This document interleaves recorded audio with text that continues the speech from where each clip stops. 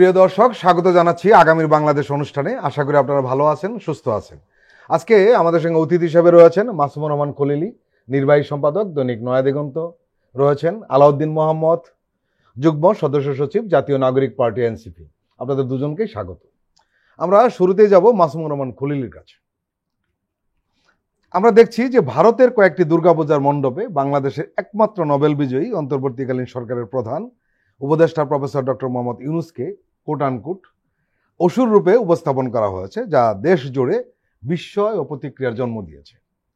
এর উদ্দেশ্য কি? কেন এই বিদ্বেষ? নাকি দুই দেশের সম্পর্ককে ঘিরে কোনো অদৃশ্য বার্তা? বলা যায় কূটনৈতিক শিষ্টাচারও মানছে না নয়াদিল্লি। বিষয়টি আপনি কিভাবে দেখছেন?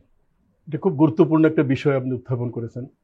অসুর অথবা ভিলেন হিসেবে আমরা জানি, অসুর হচ্ছে আসলে শত্রুকেই চিহ্নিত করা হয়। এই অসুর হিসাবে শুধু প্রফেসর ইউনূস সাহেবকে চিহ্নিত করেছে এমন কিন্তু না। একই সাথে পাকিস্তান প্রধানমন্ত্রী শাহবাজ শরীফ এবং আমেরিকান প্রেসিডেন্ট ডোনাল্ড ট্রাম্পকেও অসুর হিসাবে চিহ্নিত করা হয়েছে। এবং ওখানকার মিডিয়াতে, বিশেষ করে পশ্চিমবঙ্গের মিডিয়াতে, দুর্গাপূজা তো এই পশ্চিমবঙ্গ, উড়িষ্যা বা বিহার এই অঞ্চলেই বেশি হয়।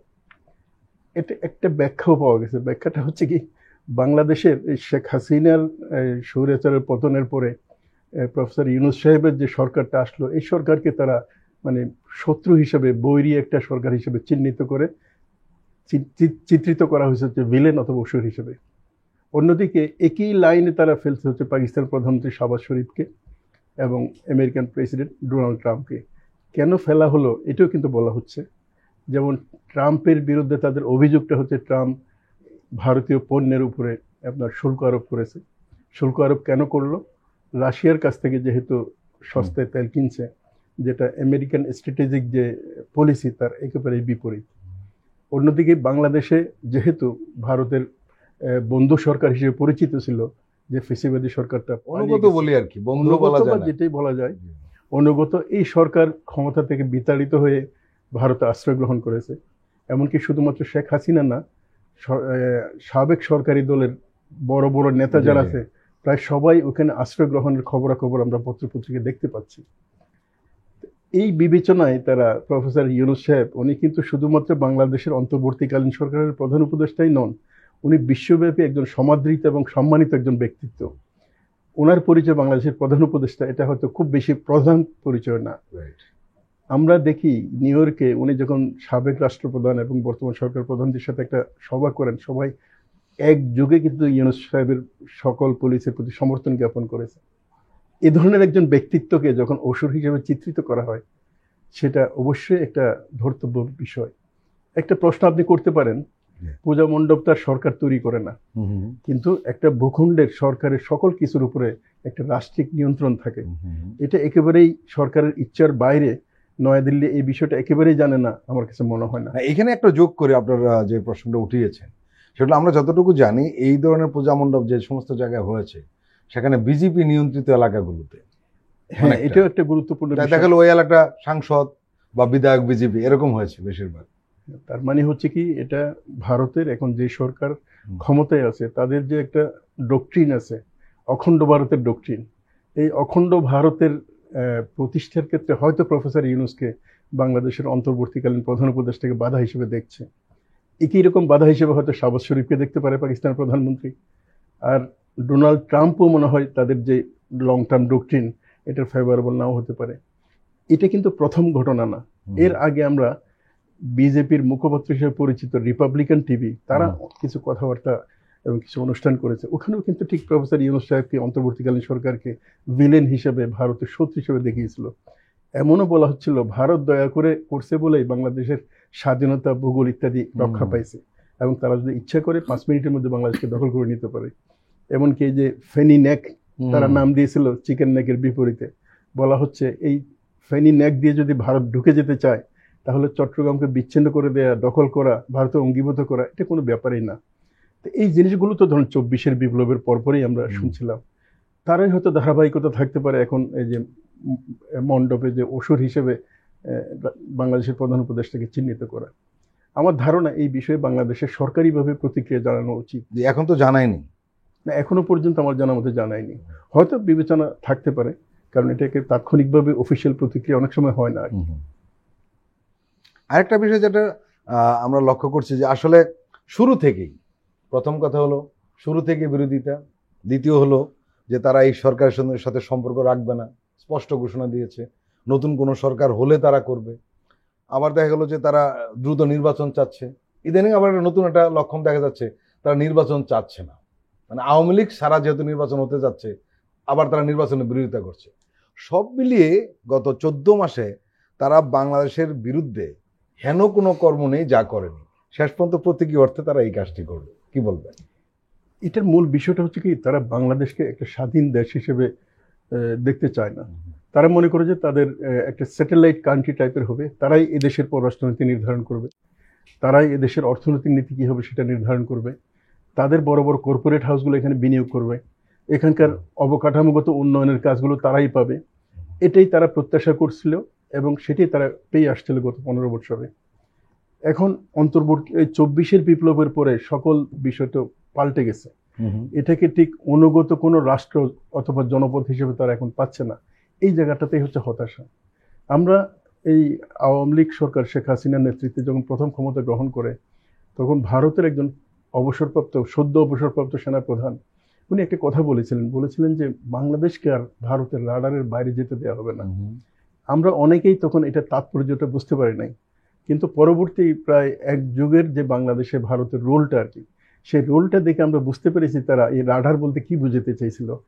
তারা আসলে একটা নিয়ন্ত্রণ করতে চাইছিল বাংলাদেশের সব কিছুর উপরে, অর্থনীতি, পররাষ্ট্রনীতি, কৌশলগত বিষয়, এমনকি প্রতিরক্ষা নীতি।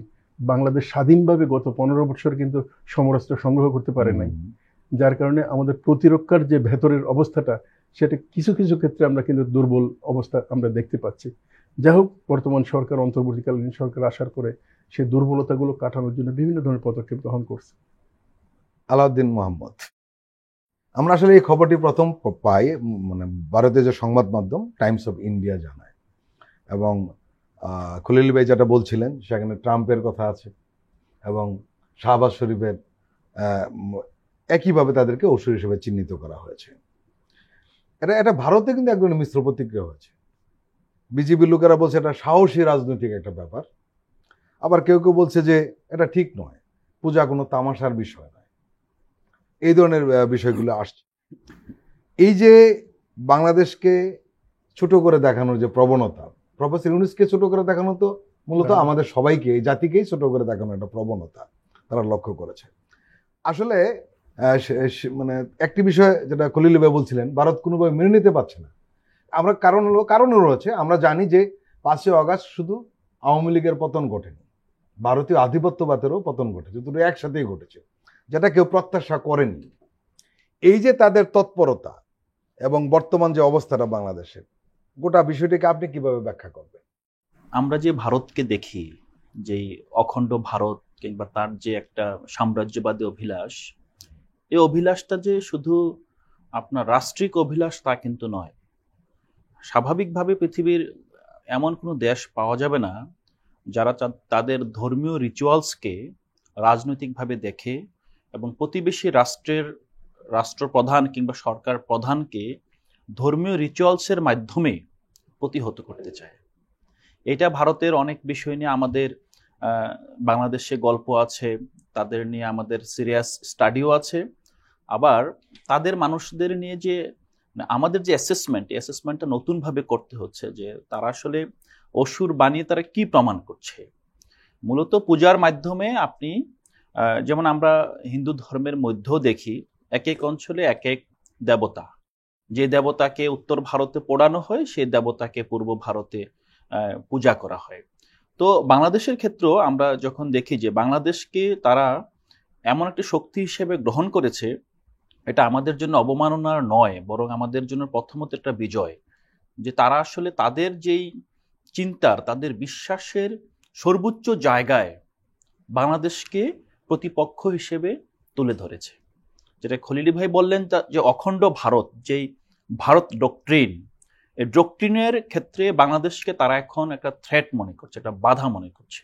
এবং আমি মনে করি যে গণ অভ্যুত্থানকে এটার মাধ্যমে তারা স্বীকৃতি দিয়েছে যে বাংলাদেশ সত্যিকার অর্থে তাদের হাতে নেই, এবং দুনিয়াবি কূটনীতির মাধ্যমে বাংলাদেশকে পরাস্ত করার কোনো রাস্তা গত একের অধিক বছর ধরে তারা প্রতিষ্ঠা করতে পারে নাই। না করার পর তারা এখন গায়েবী শক্তি বাংলাদেশের উপর দেবত্ব আরোপ করে তাদের দেবতার মাধ্যমে বাংলাদেশের দেবতাকে পরাস্ত করার জন্য প্রার্থনায় মেতে উঠেছে। এটা কোনো যেনতেন ঘটনা নয়। এই ঘটনাকে আমরা সেলিব্রেট করা উচিত। আমরা যেটা বলছেন যেটা যে রাষ্ট্র এখানে আসলে বিবৃতি দিবে কিনা, স্টেটমেন্ট দিবে কিনা, আমি মনে করি বাংলাদেশ রাষ্ট্রের পুনর্গঠনের এই লগ্নে আমাদের এই ধরনের বিষয়ের প্রতি হস্তক্ষেপ অথবা ভ্রুক্ষেপ করা উচিত নয়। বরং আমাদের উচিত হলো যে তাদের ধর্ম বিশ্বাসের সাথে যে বাংলাদেশকে যুক্ত করেছে, আমরা যাতে বাংলাদেশকে সত্যিকার অর্থে সেই মাইটি অবস্থানে রাখতে পারি তার জন্য রাজনৈতিক সংকল্প গ্রহণ করা। এবং এখানকার যে রাজনীতিবিদ আছেন, যারা রাষ্ট্র পরিচালনায় এখন আছেন, ভবিষ্যতে থাকবেন, আমাদের গার্ডিয়ান হিসেবে থাকবেন, তাদের বাংলাদেশের জনগণকে এটা বুঝাতে হবে যে বাংলাদেশ যদি সঠিক পথে থাকে তাহলে ঈশ্বরের কাছে বাংলাদেশের জন্য প্রার্থনা হবে, বাংলাদেশ ধ্বংস হোক আর বাংলাদেশের পুনর্জন্ম হোক। তো সেই জায়গাটা আমরা সেলিব্রেট করব। দ্বিতীয়ত হলো, দেখেন, ভারতের সাথে আমাদের সম্পর্কটা শুধুমাত্র আমরা দুটো রাষ্ট্রের সম্পর্ক হিসেবে দেখি না, কখনোই দেখি না। আমরা এখানে বেঙ্গলের সাথে যে আমাদের জনগণের সম্পর্ক, সেভেন সিস্টার্সের ত্রিপুরার সাথে কিংবা অন্যান্য স্টেটগুলোর সাথে যে আমাদের জনগণের সম্পর্ক, আসামের সাথে আমাদের সম্পর্ক, এই সম্পর্কগুলো নৃতাত্ত্বিকভাবে, সাংস্কৃতিকভাবে এবং আমাদের যেই মানব সমাজে মানুষ যে কমিউনিটি হিসেবে জীবনযাপন করে, আমরা তাদেরকে আমাদের কমিউনিটির অংশ মনে করি। এবং বাস্তবিকভাবেই এই কমিউনিটির সেন্টার এখন ঢাকা। এবং এই জায়গাতে আমরা ভারতের সাথে যে সম্পর্কটা স্থাপন করব, ভারতের সাথে কূটনৈতিক সম্পর্কের ক্ষেত্রে আমরা মনে রাখতে হবে এই রাষ্ট্রহীন মানুষগুলো, রাষ্ট্রহীন বলতে কাদেরকে বোঝাচ্ছি, যারা রাষ্ট্রের ডমিনেন্ট যে কালচার, ডমিনেন্ট ন্যারেটিভের বাইরে পড়ে গিয়েছে, যেটার মধ্যে ওয়েস্ট বেঙ্গলের বাঙালি পড়ে, আসামের অহমিয়ারা পড়ে, উড়িষ্যার বাসিন্দারা পড়ে, বিহারের বাসিন্দারা পড়ে, গ্রেটার স্কেল। এই মানুষগুলোর সামনে আমাদেরকে দৃষ্টান্ত স্থাপন করতে হবে যে Bengal will be the centre of all those people, যেটা আমরা হাজার বছর ধরে আমরা একসাথে ছিলাম, একই চর্চায় এবং একই জলবায়ু দ্বারা আমরা আচ্ছন্ন। তো সেই মানুষগুলোর জন্য আসলে আমাদেরকে এখন থেকে ভাবতে হবে। ইন্ডিয়ার যেই অখণ্ড ভারত ডক্ট্রিন, সেটার মধ্যে আমাদের যদি পলিসি হয় যে আমরা ডিফেন্সিভ পলিসি, তাহলে টুডে অর টুমোরো আমরা তার ডক্ট্রিনের মধ্যে পড়ে যাব, যেটা আমরা দীর্ঘদিন ধরে দেখেছি। এটার প্রভাব ইতিমধ্যে আমাদের মনস্তত্ত্বে পড়েছে। সো আমরা বলছি না যে রাষ্ট্রিকভাবে আমরা মিলিটারি ওয়াইজ আমরা আসলে রাষ্ট্রের সীমানা বড় করব, কিন্তু আমরা এটা বলতে পারি যে এই অঞ্চলের আমাদের যে সমসাময়িক জাতিগোষ্ঠী আছে, তাদের যে কালচার, তাদের কালচারাল সেন্টার এবং তাদের একটা অভিভাবকত্ব বাংলাদেশ নিতে হবে। আপনার বেঙ্গলের অভিভাবকত্ব যখন দিল্লি নেবে, তখন আর বেঙ্গল থাকবে না। তারা বেঙ্গলের যেই আপনার কালচার আছে, বেঙ্গলের যে স্বতন্ত্র পরিচয় আছে, সেটাকে তারা নার্চার করবে না, যেটা বাংলাদেশ করতে পারে। তদ্রূপ আপনার বাংলাদেশের আশেপাশের প্রতিটি অঞ্চলের মানুষদের কালচার এবং পরিচয়ের যে সংকট, এই সংকটের কালে বাংলাদেশ একটা নিজস্ব স্বতন্ত্র ধারা, স্বাধীন রাষ্ট্রের সার্বভৌম কালচারাল একটা এরেনা তৈরি করবে। সেই স্বপ্নে যদি আমরা থাকতে পারি, তাহলে আমরা মনে হয় আধিপত্যবাদ আমরা দীর্ঘস্থায়ী মোকাবেলা করতে পারবো। আর যদি আমরা ডিফেন্সিভ পলিসি নিয়ে সবসময় মনে করি যে আমরা এই রাষ্ট্র, আমরা শুধুমাত্র রাষ্ট্রের ভিতরকার যা আছে এগুলো নিয়ে পড়ে থাকবো, তাহলে আপনি আস্তে আস্তে আরো ছোট হতে থাকবেন, আপনার ন্যারেটিভ দুর্বল হতে থাকবে। এবং অবচেতনে যেভাবে আওয়ামী লীগ ভারতের কাছে আশ্রয় নিয়েছে, আওয়ামী লীগের দোসররা বাংলাদেশে বসে বসে ভারতের কাছে আপনার অভিযোগ করছে, ভারতকে জব করছে যে ভারত তাদের উদ্ধার করবে।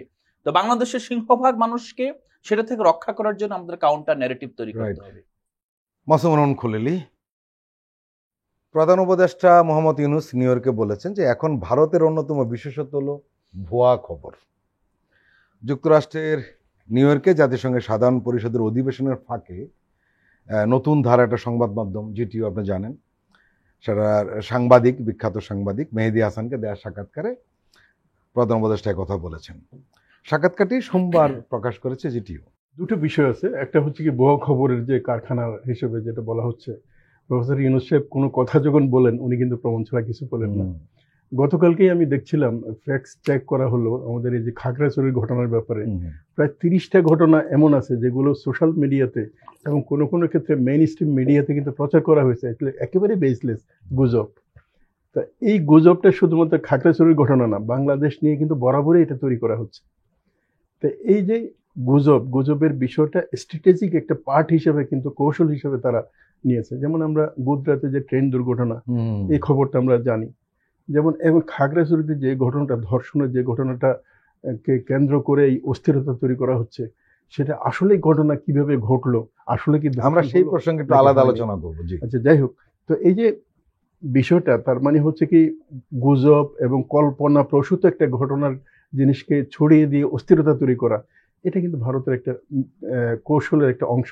কৌশল এটা নয়, শুধু- এখন বোধহয় কালচার দাঁড়িয়েছে, হ্যাঁ, গদি সেটা তো মিডিয়া। আরো বৃহত্তর পরিসরে জি। সেটা বলতে পারেন। ওখানকার আসলে বিভিন্ন হুম। মেইন স্ট্রিমের মিডিয়াতেও কিন্তু তার একটা হ্যাঁ। আসর আমরা দেখতে পাই। আরেকটা বিষয় আপনি একটু আগে বলছিলেন, সেটা হচ্ছে প্রফেসর ইউনূস সাহেব বাংলাদেশের এই যে নির্বাচনের ব্যাপারে আমরা কিন্তু ওনাকে অত্যন্ত আন্তরিক দেখতে পাচ্ছি যে ফেব্রুয়ারির মধ্যে যাতে নির্বাচন হয়। এক সময় আমাদের প্রতিবেশী দেশ দ্রুত নির্বাচন হওয়ার জন্য কিন্তু বিভিন্ন ধরনের কথাবার্তা, রেটরিক ইত্যাদি বলছিল, কিন্তু এখন এই নির্বাচন না হওয়ার জন্য নানান ধরনের বাধা তৈরি করা হচ্ছে।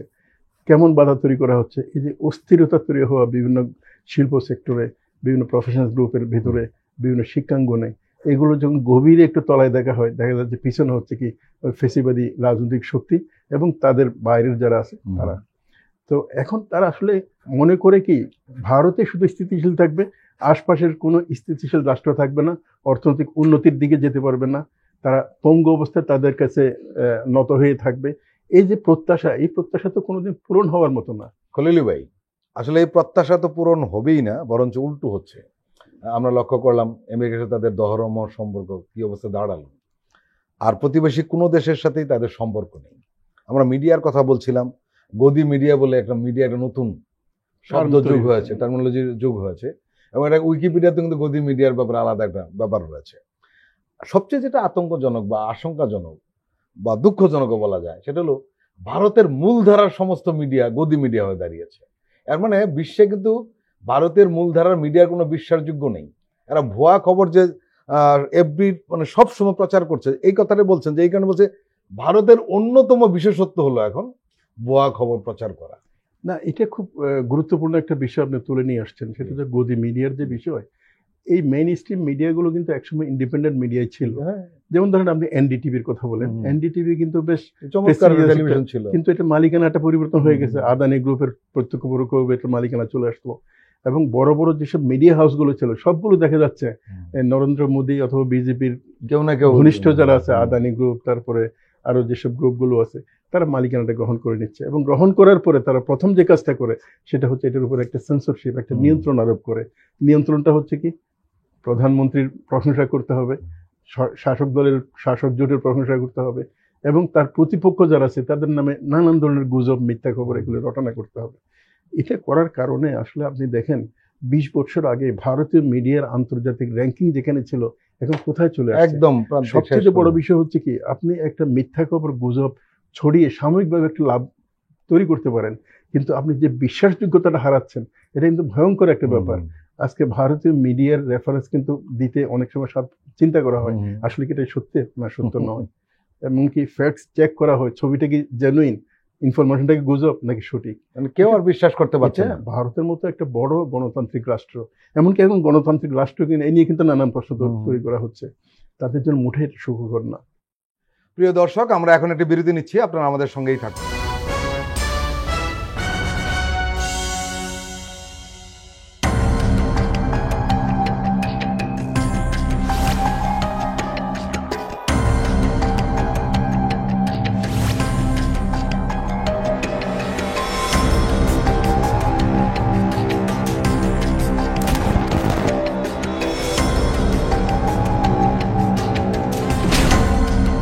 ফ্যাসিবাদের দিনলিপি, গবেষণা ও উপস্থাপনা সাইদ খান, প্রযোজনা আফরোজা সুলতানা ও মামুন মাহমুদ। দেখবেন প্রতি রবি থেকে বৃহস্পতিবার সন্ধ্যা 7টায়।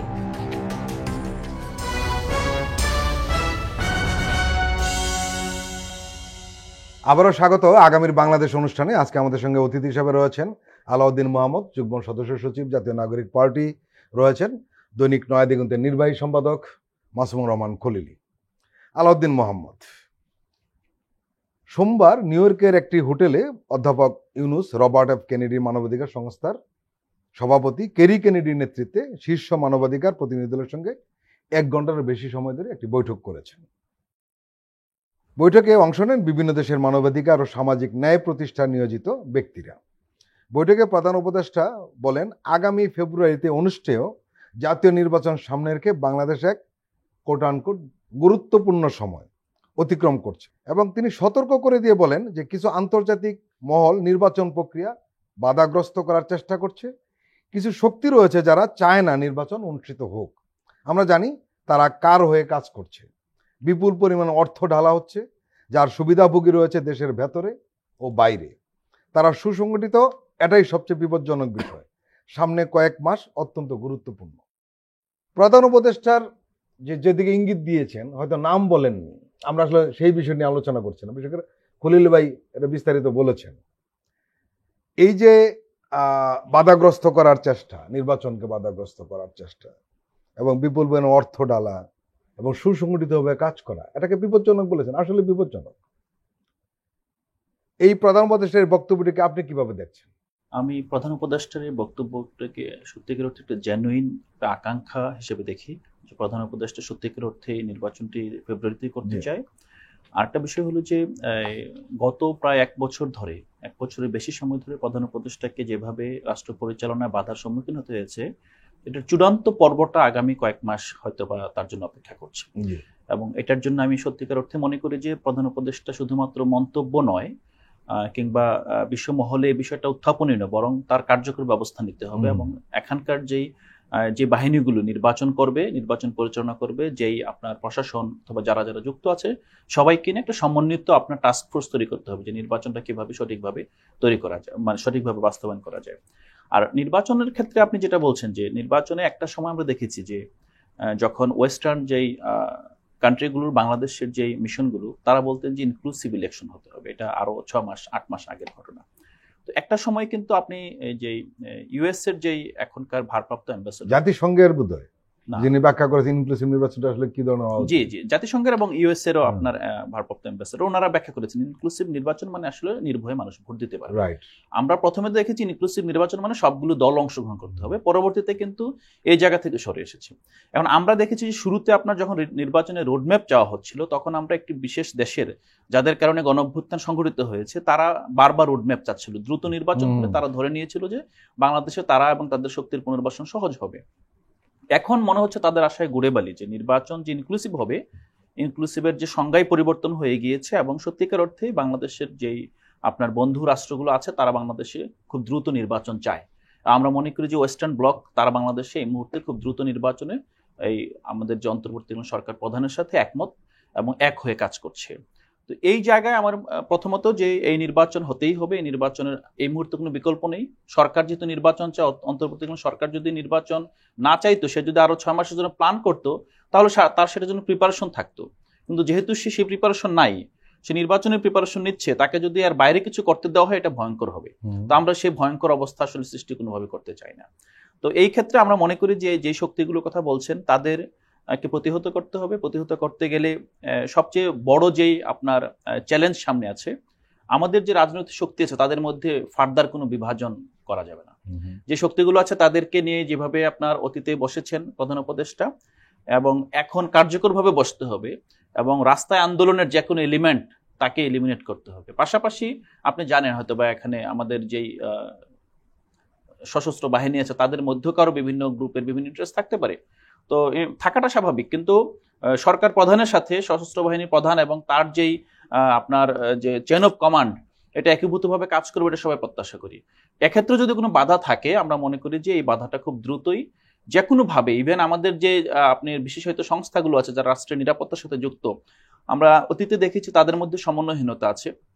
তারা এক একটি সংস্থা তাদের তথ্য তাদের মতো করে ব্যবহার করে, অন্যদের সাথে খুব শেয়ারও করে না, এবং তাদের মধ্যে অনাস্থা আছে।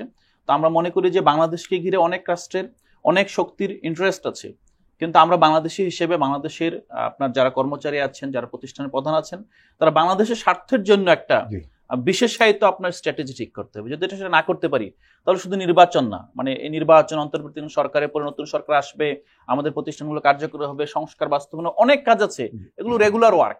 কিন্তু কনস্ট্যান্ট যেটা ওয়ার্ক, সেটা হলো যে রাষ্ট্রের সার্বভৌমত্ব টিকে রাখা, রাষ্ট্রের নিরাপত্তা টিকে রাখা, এবং বহিঃশত্রু, শত্রু বলবো না, আমি বলবো যে এখানে যারা প্লেয়ার আছেন, বহিঃশক্তি আছেন, তাদের সাথে সমন্বয় করে নিজের স্বার্থটা ঠিক রাখা। তো সেই ক্ষেত্রে আমরা মনে করি যে অন্তর্বর্তীকালীন সরকারের যেই ওনার যেই প্রত্যাশাটা এবং যে আশঙ্কাটা জেনুইন, এবং সামনে আমাদের যে 4-5 মাস সময় আছে, এটা একটা ইন্টেন্সিভ কেয়ার ইউনিটের মতো বাংলাদেশকে নিয়ে নিতে হবে। বাংলাদেশের প্রতিটা জায়গা নিরাপত্তা বলয়ের মধ্যে এনে উনি যাদের সাথে মনে হচ্ছে সমন্বয়হীনতা আছে, পুলিশ আছে, অন্যান্য বাহিনী আছে, তাদের সাথে 1-to-1 বসতে হবে, তাদের প্রধানদের সাথে বসতে হবে, তাদের যে মিড লেভেল কর্মকর্তা আছে তাদের সাথে বসতে হবে, এবং এই ক্ষেত্রে রাজনৈতিক দলগুলোকে এঙ্গেজ করতে হবে। যদি এটা না করি, যেটা জাতিসংঘ উনি ডেমনস্ট্রেট করেছেন বিশ্বের দরবারে, কিন্তু আমরা জানি যে আসলে মাঠ পর্যায়ে সেটা নাই, বিদ্যমান নাই, এই জায়গাটা তৈরি করতে হবে। এটা তৈরি না করলে, মানে আমরা তো আসলে আওয়ামী লীগকে ঠেকাতে চাচ্ছি, এটা এরকম না। আমরা আসলে আওয়ামী লীগ ঠেকানো, ইন্ডিয়া ঠেকানোর চেয়ে বড় বিষয় হলো যে আমরা নিজেরা বাঁচতে চাচ্ছি, বাংলাদেশকে টিকে রাখতে চাচ্ছি, বাংলাদেশের স্বাধীনতা সার্বভৌমত্বটাকে অটুট রাখতে চাচ্ছি। এই জায়গায় আমার মনে হয় যখন আমরা এই কাউন্সিলিং এবং এই স্টেক হোল্ডার ডিসকাশনের মধ্যে দিয়ে যাবো, সবাই একমত হবে। মাসুমুর রহমান খলিলি, আমরা জানি যে জুলাই গণ অভ্যুত্থানে ক্ষমতাচ্যুত প্রধানমন্ত্রী হাসিনার পাশাপাশি ভারতে পালিয়ে গেছেন আওয়ামী লীগ নেতা, সাবেক মন্ত্রী, এমপি, আমলা ও বিভিন্ন বাহিনীর কর্মকর্তা। এরা সবাই গুম, খুন, অর্থ পাচার সহ নানা অপরাধে জড়িত ছিল। তাদের একটি বড় অংশে কলকাতাতে বসবাস করছে।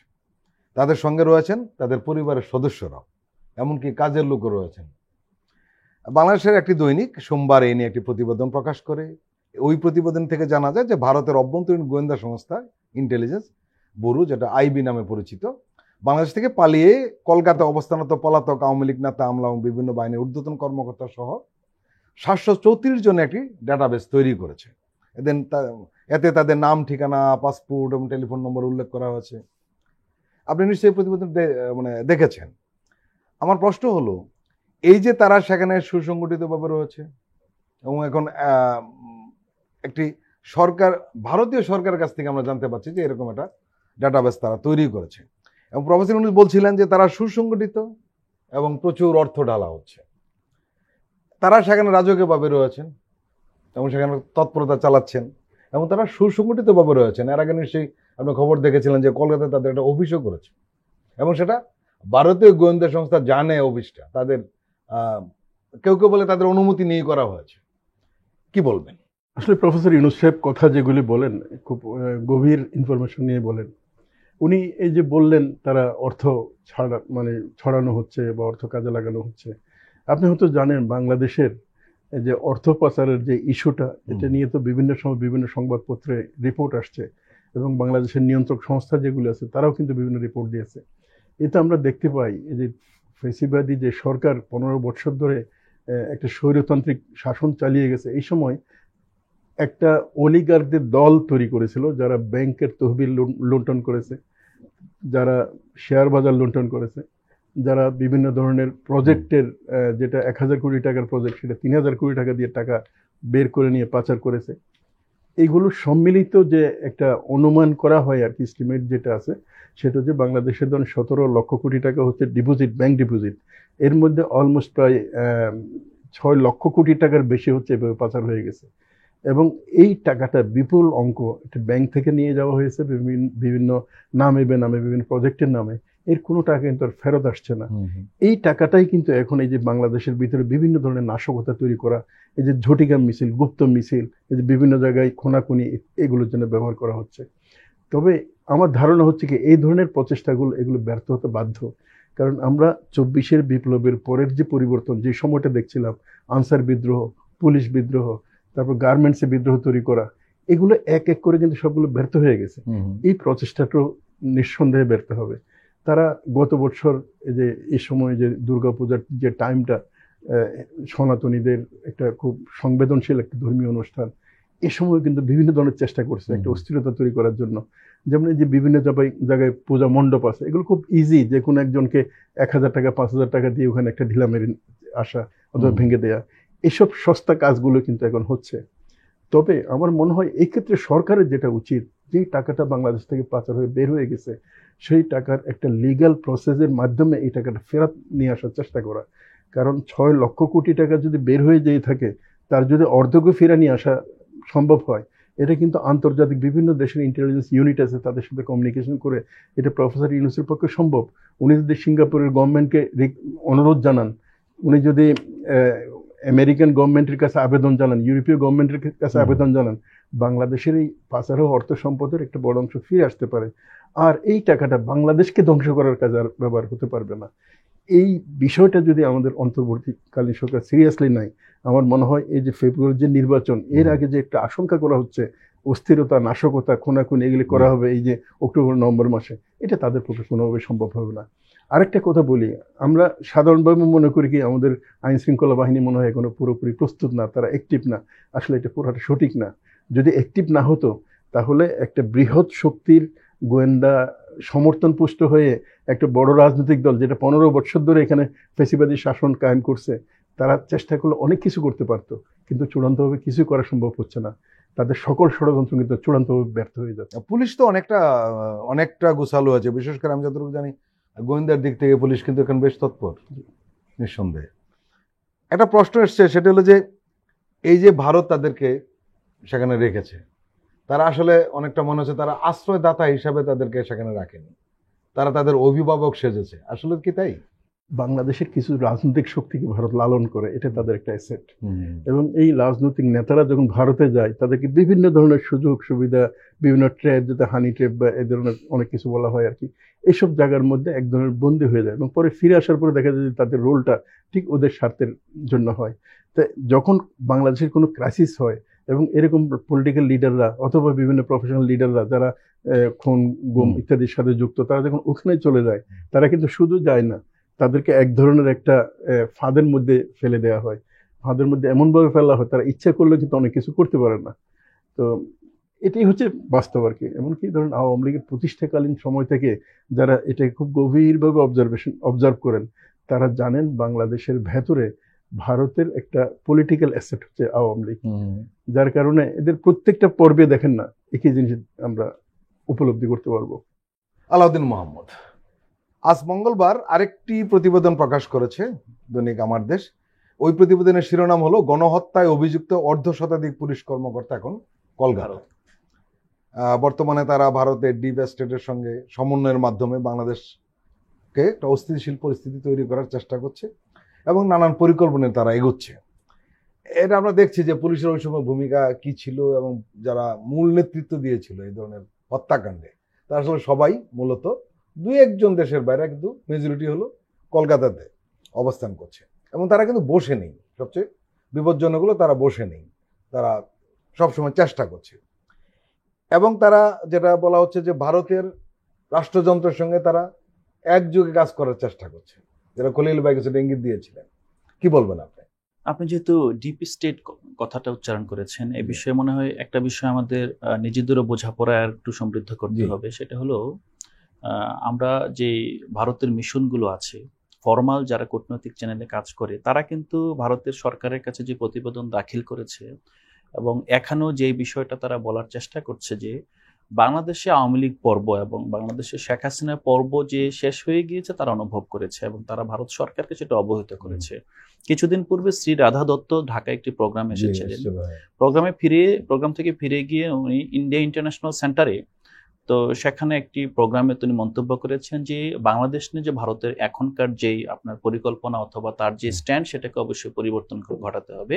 এবং তিনি ভারতের আপনার যে একই প্রোগ্রামে হর্ষবর্ধন শ্রীংলা সাবেক হাই কমিশনার, তো আপনারা জানেন যে উনি বিজেপি সংশ্লিষ্ট এবং বাংলাদেশকে এবং উনি বাংলাদেশের অভ্যন্তরের কোনো ঘটনাকে অভ্যন্তরীণ ঘটনা বলতে নারাজ। উনি মনে করেন যে ভারতের যেখানে ইন্টারেস্ট আছে সেখানে আসলে উনি বলেছিলেন যে শুধু বাংলাদেশ না, ওনার প্রতিবেশীতে অভ্যন্তরীণ ঘটনায় কোনোটাই অভ্যন্তরীণ ঘটনা নয়, সেটাই। তো এখন সেই ক্ষেত্রে একটা বিষয় আমাদেরকে বুঝতে হবে যে ভারতের কূটনৈতিক চ্যানেল ইতিমধ্যে এটা স্পষ্ট যে তারা আসলে বাংলাদেশে যেই আপনার এই আওয়ামী লীগ পুনর্বাসন কিংবা শেখ হাসিনাকে ফিরে এনে আবার ক্ষমতায় বসানো, তারা বিশ্বাস করে না যে এটা সম্ভব। আবার ভারতের যে ডিপ স্টেট, বিশেষ করে অজিত দোভালের যে আপনার যে টিম, সেই টিম আসলে মূলত এখন খেলছে। এই জন্য আমাদেরকে কিন্তু ভারতের যেই সিভিল বডি আছে, কংগ্রেস আছে কিংবা এখানকার যে ডিপ্লোম্যাটিক চ্যানেল আছে, তাদের সাথেও আসলে আমাদের আরেকটা ডিপ্লোম্যাটিক আপনার আন্ডারস্ট্যান্ডিং এ যেতে হবে। কারণ ভারতের যে শক্তিরা ইতিমধ্যেই বাংলাদেশের এই পরিবর্তনকে রিকগনাইজ করছেন আমার মনে হয় যে বাংলাদেশ এজ এ স্টেট তাদেরকে আসলে আইডেন্টিফাই করতে পারছেন না। এবং আমরা যারা তরুণরা বাংলাদেশে রাজনীতি করছি, আমরাও ভারতের যে তরুণরা বাংলাদেশের এই তরুণদের ন্যায্য আন্দোলনে আমাদের পাশে তখন দাঁড়িয়েছিল, এবং পরবর্তীতে ইন্ডিয়ান প্রপাগান্ডার বিরুদ্ধে দাঁড়িয়ে তারা একটা স্বতন্ত্র অবস্থান নিচ্ছেন, সেখানকার আপনার সেলিব্রিটির অবস্থান নিচ্ছেন, ইউটিউবারের অবস্থান নিচ্ছেন। আমার মনে হয় বাংলাদেশকে অনুভব করতে হবে যে ভারতকে আপনার একেবারে সলিড একটা কান্ট্রি হিসেবে না দেখে ভারতের সরকার, ডিপি স্টেট এবং ডিপ্লোম্যাটিক চ্যানেলে প্রতিটার আলাদা আলাদা যে অবস্থান আছে অবস্থানগুলো মূল্যায়ন করতে হবে। এবং সেই ক্ষেত্রে যেহেতু সময় অল্প, আমাদেরকে যেটা করতে হবে ইন্ডিয়াকে স্টাডি করতে হবে। আমরা এটা গভীরভাবে করছি না। এটা যদি আমরা না করতে পারি। প্রশ্ন আপনাকে করি আলাদা, আপনি বলছিলেন যে আমরা সবাইকে আইডেন্টিফাই করতে পারছি না, কিন্তু আমরা জানি, কিন্তু সবাই কম বেশি জানি যে এখানে ভারতের স্বার্থরা কারা দেখছে। আমরা কিন্তু স্পষ্টই জানি, আসলে চিহ্নিত করা খুব কঠিন না, কারণ গত 15 বছরের ঘটনা আসলে চিহ্নিত হয়ে গিয়েছে। এটা একটা সহজ পথ। 1, 2 নম্বর হলো তারা কিন্তু এখনো দাপিয়ে বেড়াচ্ছে। সংকটটা এই জায়গায় না, এটা ঠিক আছে, আপনি এটা আভ্যন্তরীণ, আমাদের এটা জাতিগত ইস্যু। কিন্তু আমরা যখন ভারতকে ডিল করছি, যে ভারত একটি অপর রাষ্ট্র হিসেবে, তো সেই রাষ্ট্রের মধ্যে যারা আসলে ডেমোক্রেটিক ট্রুলি, মানে বিজেপির যে হিন্দুত্ব রাজনীতি করেন না, আপনার তাদের যেই আপনার অবস্থান, ইভেন আপনি যদি দেখেন প্যালেস্টাইন ইস্যুতে ভারতের যেই সরকারের অবস্থান মোদির অবস্থানের সাথে কংগ্রেসের অবস্থান একদম বিপরীত। এবং আপনার দেখা যায় শশী থারুর সুস্পষ্ট অবস্থান নিচ্ছেন। এই পাকিস্তানের ক্ষেত্রে, পাকিস্তানের ভারতের যে ক্রিকেটাররা পাকিস্তানের ক্রিকেটারদের সাথে হ্যান্ডশেক করেননি, শশী থারুর পত্রিকায় কলাম লিখে অনুরোধ জানিয়েছে যে মানে হ্যাঁ ক্রিকেটারগণ তোমরা হ্যান্ডশেক করো। কারণটা হলো যে ভারতের মধ্যেও এই হিন্দুত্বের বিরুদ্ধে একটা গণজাগরণ আছে। এই জাগরণটাকে আমাদের তরুণদের এই সংগ্রামের সাথে একাত্ম করতে হবে। এই একাত্ম যদি করতে পারি, যদি ভারতের মধ্যেও আপনার যেমন শ্রীরাধা দত্ত, আমরা জানি যে উনিও ডিপি স্টেটের সাথে কানেক্টেড, আপনি খুব মানে ঘনিষ্ঠভাবে কানেক্টেড, বাট উনি যখন ঢাকায় 4-5 দিন থেকে একটা প্রোগ্রামে দেখেও এখানকার মানুষের সাথে কথা বলে গিয়েছেন, সাংবাদিকদের সাথে কথা বলে গিয়েছেন, তার কিন্তু চিন্তাধারা পরিবর্তন হয়ে গিয়েছে। তিনি কিন্তু ন্যারেটিভ পরিবর্তনের ভূমিকা পালন করছেন।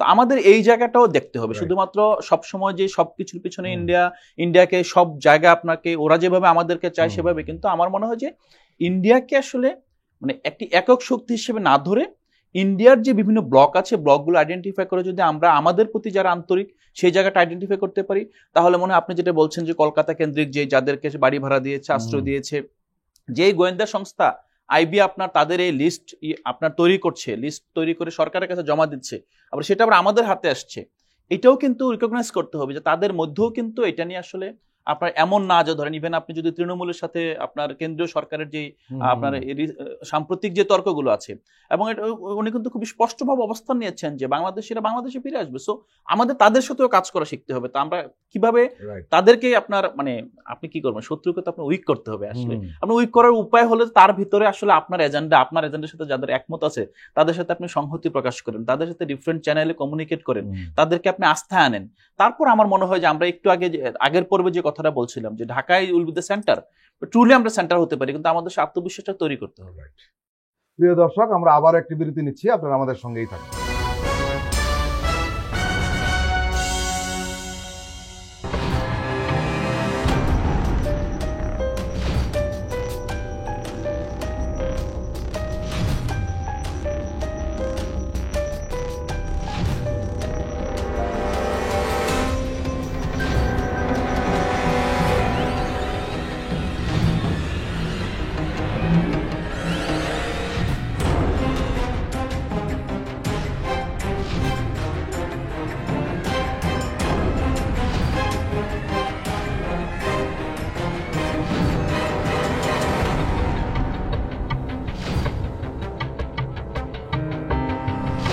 কেমন আছে অর্থনীতি দেখবেন প্রতি সোম ও মঙ্গলবার রাত 10:20।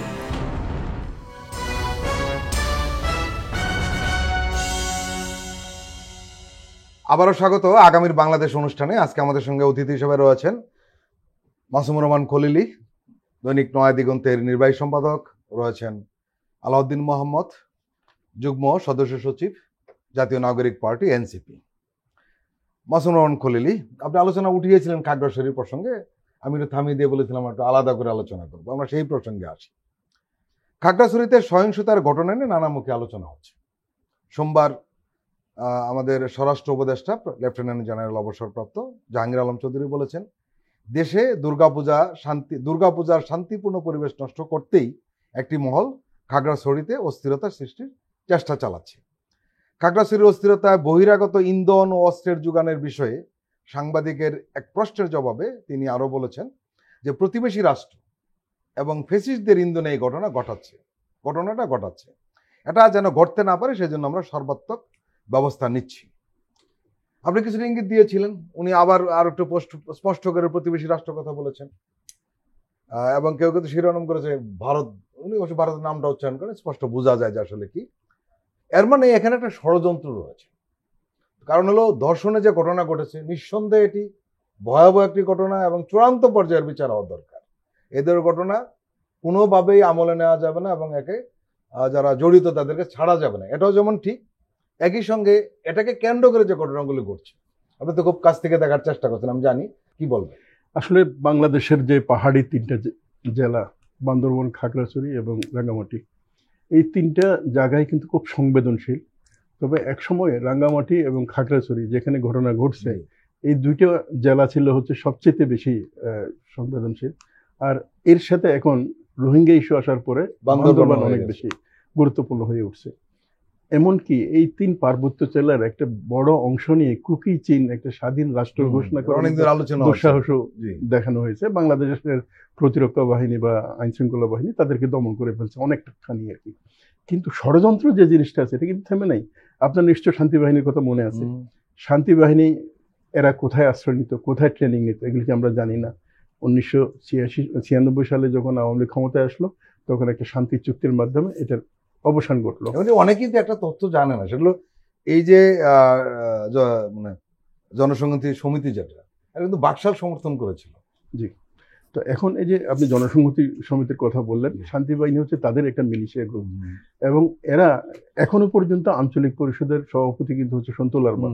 এবং সন্তু লারমা দেখেন এই 24-এর যে পরিবর্তন বা বিপ্লবের পরে বারবার হঠাৎ করে পুরনো জিনিস বলছে যে চুক্তি বাস্তবায়ন হচ্ছে না, আমরা যুদ্ধ করব, সংগ্রাম করব, পতাকা উড়াচ্ছে। তারপরে যে তারা বিভিন্ন ধরনের রেটরিক গুলো দিচ্ছে। এমনকি আমরা ভেতরে এমন জিনিসও দেখি, যারা বিচ্ছিন্নতাবাদী আছে আবার যুদ্ধ করার হুমকি দিচ্ছে, ইউপিডিএফ বলেন অথবা জনসংহতি পরিষদের বিভিন্ন শাখা প্রশাখা এগুলো আছে। এরা কিন্তু যুদ্ধের হুমকি যেভাবে দিয়ে আসছিল, আজকের যে ঘটনাটা, এটাকে যদি আপনি তার চাইতে বিচ্ছিন্ন কোনো কিছু মনে করেন তাহলে কিন্তু আমরা ভুল করব। এখানে প্রতিবেশীদের উস্কানির বিষয়টা শুধুমাত্র আসন্ন দুর্গাপূজার বিষয় না, দুর্গাপূজা তো 1 সপ্তাহ পরেই শেষ হয়ে যাবে। এটা কিন্তু আরো অনেক গভীর, যেটা আমরা প্রধান উপদেষ্টার বিভিন্ন বক্তব্যের মধ্যে আমরা কিছুটা ইঙ্গিত পেতে পারি। এটা আমাদের সার্বভৌমত্বের ইস্যু। আমাদের 3 পাহাড়ি জেলা, এটা হচ্ছে অফুরন্ত সম্পদ, এখানে কিন্তু লোকায়িত আছে, যেটা আমরা এখনো পর্যন্ত এটা ব্যবহার করতে পারি নাই। এটা বাংলাদেশের 1/10 জায়গা, এবং এই জায়গাটা হচ্ছে কি আপনার মিয়ানমার, আমাদের তো 3 দিকে প্রায় 3.5 দিকে হচ্ছে ভারত, একটা দিকে মিয়ানমারের সীমান্ত আছে, যেটা দিয়ে আমরা পূর্ব দিকে একটা সম্পর্ক তৈরি করতে পারি, একটা সেতু তৈরি করতে পারি আসিয়ানের সাথে। সেই জায়গাটা কিন্তু বন্ধ হয়ে যাবে। এবং এখানে যে ষড়যন্ত্রটা কত গভীর, আমি আগে একটু বলছিলাম যে রিপাবলিকান টিভি তারা এই যে 24-এর বিপ্লবের পরে ধারাবাহিকভাবে অনুষ্ঠান করছিল। একজন ময়ূক রঞ্জন সম্ভবত এক ভদ্রলোক আছেন, তিনি বলছিলেন যে 5 মিনিট লাগবে ভারতের জন্য চট্টগ্রাম দখল করা। এই ফেনী যে নদীর ফেনী নেক যেটা আছে এটা দিয়ে বিচ্ছিন্ন করে দেবে, পুরোটা বাংলাদেশের অন্তর্ভুক্ত হয়ে যাবে। ঠিক ওই সময় কিন্তু আমরা চট্টগ্রামে এই যে প্রভুপাত, হ্যাঁ, উনি বিশাল জনসভা করলেন, একই ধরনের উচ্চারণ ওখান থেকেও আসছিল। কত ফেসিবাদী যে 15 বছর, এর মধ্যে যে জিনিসটা খুব গুরুত্বপূর্ণ সেটা হচ্ছে কি, আপনি রামগড় একটা সেতু তৈরি করা হয়েছে খাগড়াছড়ির সাথে বাংলাদেশের ভেতর দিয়ে।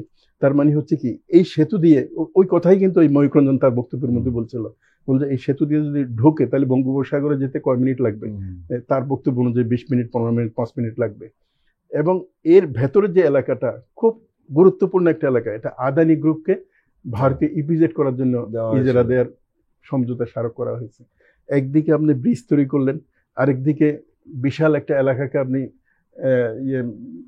এক্সক্লুসিভ ইকোনমিক জোন করার জন্য। এখানে একটু আপনাকে একটু জানতে চাই, সেই অর্থনৈতিক জোনটার অবস্থা কি এখন?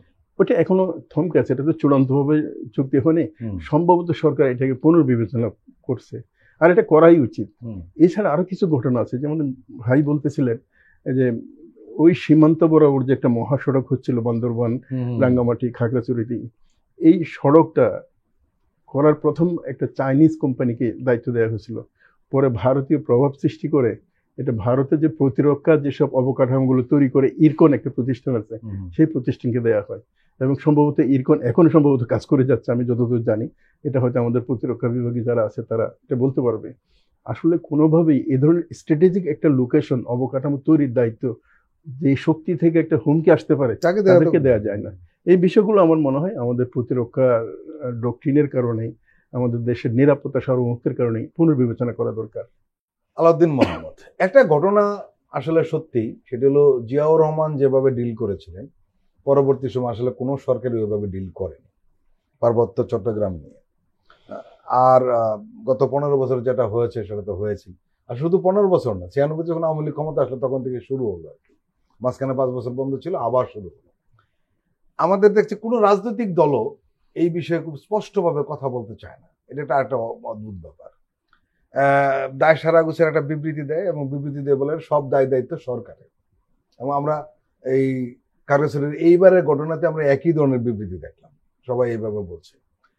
যেহেতু রাজনৈতিক দলের কর্মীরাই সারা দেশব্যাপী, সমর্থকরাই সারা দেশব্যাপী, আমার প্রশ্ন হলো যে রাজনৈতিক দলগুলোর ভূমিকাটা আসলে কিরকম হওয়া উচিত? প্রথমত এটা খুব দুঃখজনক যে আমরা আমাদের এক দশমাংশ জায়গা এবং প্রাকৃতিকভাবে সমৃদ্ধ এবং বাংলাদেশের বনভূমির বড় অংশটাই যেখানে অবস্থিত, এই জায়গাটা আমরা প্রায় 50 বছর পরেও সঠিকভাবে ব্যবহার করতে পারছি না। না পারছি এটা পাহাড়িদের জন্য ব্যবহার করতে, না পারছি আমাদের গোটা দেশের জন্য, মূল ভূখণ্ডের মানুষদের জন্য ব্যবহার করতে। তো এই প্রেক্ষাপট বিবেচনা করে যদি আমরা বলি যে আরেকটা বিষয় এখানে আছে যে পরিচয়ের প্রশ্ন। তো আমরা আমাদের সাংবিধানিকভাবে যেই পরিচয়টা তাদেরকে উপজাতি হিসেবে পরিচয় করে আছে, তো সেই পরিচয়টা স্বাভাবিকভাবে বাংলাদেশে যেহেতু অনেক আপনার ইংরেজি শব্দের যথাযথ প্রতিশব্দ এখানে হয়নি বিভিন্ন কারণে, অথবা অসতর্কতার কারণে। যেমন উপজাতি যদি আপনি ট্রাইবালের আপনার এটা অনুবাদ করেন, বাংলাদেশে হচ্ছে উপজাতি মানে ছোট জাতি অথবা উপনদী কিংবা সেইভাবে যখন দেখেন, তখন যখন এই ব্যাখ্যা আপনাকে শুনতে হবে যে হ্যাঁ আসলে এই ব্যাখ্যাটা তো তাহলে ঠিক হবে না। তাহলে এখন দেখেন আবার এটার বিপরীতে আমরা দেখছি যে এটা কিছুদিন পূর্ব কোট আনকোট করা হতো আদিবাসী, মানে যারা দাবি করছেন আদিবাসী, এটার প্রতি তারা একটা রেসপেক্ট দেখে আদিবাসী বলা হতো। এখন দেখা যায় কেউ আসলে কোট করার মানে ধার ধারছেন না, আদিবাসী লিখে যাচ্ছেন। এবং এই লিখার মাধ্যমে যেই আপনার এটা প্রতিষ্ঠিত হচ্ছে এবং জাতিসংঘের যে আদিবাসী বিষয়ক যে রেজুলেশন, তো সেটার প্রেক্ষিতে যদি তাদের অধিকার বিবেচনা করেন, তখন আসলে এই সংঘাত, এই আপনার যেই অস্থিরতা, এটাকে আপনি থামাতে পারবেন না। তা আমরা জাতীয় নাগরিক পার্টি শুরু থেকেই খুব সতর্কভাবে আমরা আমাদের যেই গঠনতন্ত্র এবং আমাদের যে অবস্থানে উল্লেখ করেছি যে স্বতন্ত্র জাতি গোষ্ঠী, যেটা আমাদের অনেকে বলছিল ক্ষুদ্র নৃগোষ্ঠী, সেক্ষেত্রে আপনার বিবেচনা থাকে ক্ষুদ্র কেন বলছেন, আপনি নৃগোষ্ঠী কেন বলছেন, আপনি জাতি বলছেন বাঙালি জাতি, তারাও যদি তাদের জাতি মনে করে স্বতন্ত্র জাতি গোষ্ঠী। তো এই জায়গায় কিন্তু আমরা একটা বড় পরিবর্তন এনেছি। তবে যেই জায়গায় আমরা এখন আনতে পারিনি, তাদেরকে বলছেন কি স্বতন্ত্র জাতি গোষ্ঠী, স্বতন্ত্র জাতি গোষ্ঠী। তো আমরা যেই জায়গাটা এখনো পরিবর্তন আনতে পারিনি, যেমন রাষ্ট্র যেখানে কিছু জায়গায় বড় অবস্থান নিতে পারে না, প্রথমত আমাদের পার্বত্য চট্টগ্রাম রাষ্ট্রীয় পলিসিটা কি হবে, সেখানে বিচ্ছিন্নতা বনাম গণতান্ত্রিক অধিকার। কারণ আপনি গণতান্ত্রিক অধিকার তো মূল ভূখণ্ডের মানুষকে নিশ্চিত করতে পারছেন না। আপনি মূল ভূখণ্ডের মানুষ, আপনি যদি অন এভারেজ ক্রাইমের সংখ্যা দেখেন, এখানে ধর্ষণের সংখ্যা দেখেন, এখানে যে আপনার পরিবেশ দেখেন, আপনি দুর্গম পাহাড়ে তার চেয়ে বেটার পরিবেশ করবেন এবং তার চেয়ে বেটার মানবাধিকার দিবেন, বেটার গণতান্ত্রিক অধিকার দিবেন, এটা আসলে বাস্তবসম্মত না। তো আমরা ব্যর্থতাটা মূলত আমাদের রাষ্ট্র, আমরা যেভাবে আপনার অ্যাডহক ভিত্তিতে চলছে সব জায়গায় আসলে কোনোভাবে আমরা যেহেতু ভিতরে জাতিগত ইস্যু নাই, আমরা হয়তো ওইভাবে এটাকে জাতিগত ইস্যুতে নিয়ে যাচ্ছি না, কিন্তু ভিতরে সংখ্যালঘু ইস্যুতে নিয়ে যাচ্ছি, ধর্মীয় পরিচয়ের প্রশ্নে বিভাজন সৃষ্টি করছি। কিন্তু পাহাড়ের ক্ষেত্রে জিয়াউর রহমানের প্রসঙ্গ নিয়ে আসলেন যেহেতু, তো আমরা মনে হয় যে এই জায়গাটা আমাদের হিস্ট্রিতে কিছু মায়োপিয়া আছে। আমরা হিস্ট্রিটা খুব যেমন 1920 সাল থেকে হিস্ট্রি দেখে, কেউ কেউ আবার আরেকটু আগে আগে দেখেন, আবার এখন নতুন প্রবণতা আসছে 47 থেকে হিস্ট্রি দেখেন। তো মানে এই পাহাড়ের হিস্ট্রিটা আমাদের মনে হয় যে হিস্ট্রিটা যথাযথ আপনার রিরিড করতে হবে আমাদেরকে, শুধুমাত্র আপনার পাহাড়ের হিস্ট্রি না, আমাদের এই পুরো জাতিগোষ্ঠীর একটা অথেন্টিক হিস্ট্রি লাগবে, যে হিস্ট্রিটা দীর্ঘদিন ধরে আমাদের স্বার্থের সাথে সংশ্লিষ্ট নয়, আমাদের পরিচয় দ্বারা কেউ আসলে গর্ববোধ করছে না এই মানুষগুলো আমাদের হিস্ট্রি লিখছেন। এটা আমাদের জন্য একটা ট্র্যাজিক বিষয় হয়ে দাঁড়াবে। তবে পাহাড়ে আরেকটা বিষয় আমাদেরকে বুঝতে হবে যে পাহাড়ের যেই বাঙালি আছেন, সেই বাঙালিদেরও আপনার আমরা পাহাড়ে আমাদের বন্ধু বান্ধব আছে, দুই পক্ষেই আছে, আমরা দেখেছি যে তাদের মধ্যে যে একটা যুদ্ধং দেহি মনোবাদ এবং তারা যে এক একটা গেটুতে অবস্থান করেন, এই জায়গাটা আসলে আমাদের পরিবর্তন নিয়ে আসতে হবে। যে আপনি দেখেন যে প্রতিটা শহরেই যে এটা বাঙালি পাড়া, হ্যাঁ, এটা আপনার আদিবাসী পাড়া অথবা উপজাতি পাড়া, যেভাবে এটা না, আসলে এই মিক্সিংটা আসলে আমরা কেন করতে পারলাম না এত বছরের পরে? এইটার যে একটা সিভিল প্র্যাকটিস, এই প্র্যাকটিসটা মূল ভূখণ্ডে কিন্তু কম বেশ আছে। হ্যাঁ, এটাকে কিভাবে আমরা ছড়িয়ে দিতে পারি সেটার জন্য মনে হয় দীর্ঘস্থায়ী ভিত্তিতে কাজ করতে হবে। আর একটা ছোট্ট বিষয় বলে ধরেন, পাহাড়ে অনেক দেশের অনেক ইন্টারেস্ট আছে, কিন্তু আমাদেরও ধরেন আমরা যারা ঢাকায় যখন বামপন্থীরা যখন কথা বলে, ঢাকায় আপনার বিভিন্ন রাজনৈতিক গোষ্ঠী যখন কথা বলে, আমরা দেখি যে তখন আসলে কেউ আসলে বাংলাদেশী হিসেবে কথা বলেন না। কেউ হয়তো বা ইন্ডিয়ান ইন্টারেস্টের ভাষায় কথা বলছে, কেউ ইউএস এর ইন্টারেস্টের ভাষায় কথা বলছে, কেউ হয়তো বা পাহাড়ের ওখানকার কারোর মানে ভাষায় কথা বলছে। ধরেন আমার মনে হয় এই বাধাটা নতুন যেই প্রজন্ম, আমরা যেভাবে পৃথিবীকে দেখি, এই বাধাটা আসলে সরকার চাইলেও টিকে রাখতে পারবে না, জিয়ে রাখতে পারবে না। ইভেন যারা আপনার যেই গোষ্ঠীটা চায়, সশস্ত্র গোষ্ঠী কিংবা যারা আসলে মিক্সিং করতে দেয় না, মানে এটা কিন্তু আমাদের সাইড থেকে না, এটা কিন্তু বেশিরভাগ বাধাটা ওদের সাইড থেকে আসে।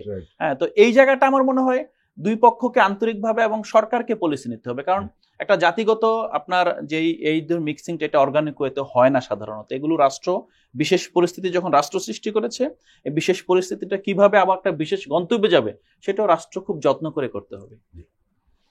আলাউদ্দিন মোহাম্মদ এবং মাসুমুর রহমান খলিলি, আপনারা দীর্ঘ সময় আমাদের দিলেন, আপনাদেরকে আন্তরিক ধন্যবাদ। প্রিয় দর্শক, আজকের অনুষ্ঠান আমরা এখানে শেষ করছি। আপনারা ভালো থাকবেন, সুস্থ থাকবেন। আল্লাহ হাফেজ।